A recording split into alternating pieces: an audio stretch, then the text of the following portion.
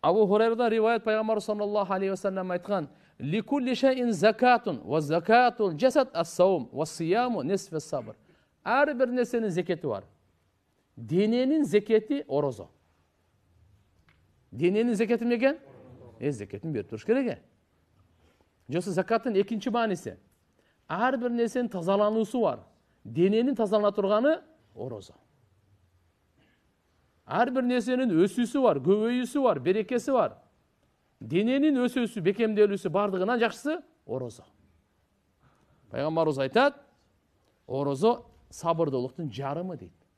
Сабырдылықтың жарымы дейді. Ас-сияму джуннатун ва хиснун хасину минан-нар. Bir hadiste Peygamberimiz айтқан мынаке, ораза бұл қалқан дозоқтың отынан бекем чеп деген. Дозоқтың отынан бекем чеп деген. Ертеге қиямат күні әрбір адам ортомшыл іздеп қала тұрған адам, шапағат қылушы.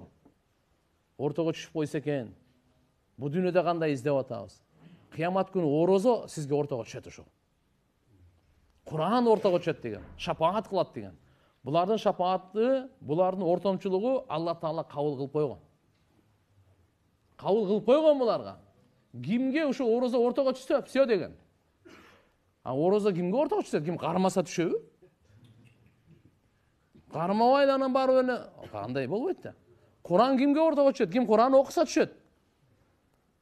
Пайғамбар саллаллаху алейхи ва саллям айтады: "Ас-сияму вал Құран яшфаан лил-абд яуман қияма." Мына, ораза жана Құран екеуі тең бендеге шапағат қылады қиямат күні. Яқул ас-сиям, ораза айтады екен: "Ай Рабби, о Раббым" дейді екен. "Манатуху таам ва шахва фашаффи'ни фихи." О Алла, мен бұны тыю салдым әлі. Тамақ жегенден, ішкенден, шахватын аялына жақындағандан күндізі. Тыю салдым әлі. Мені шафағатымды қабыл қылшы дейді екен. Ва яқул Құран: "Манатуху наум бил-лейл фашаффи'ни." Мен бұны түні ұйқыдан тосқолдық болдым әлі. Мен шафағатымды қабыл қыл дейді екен.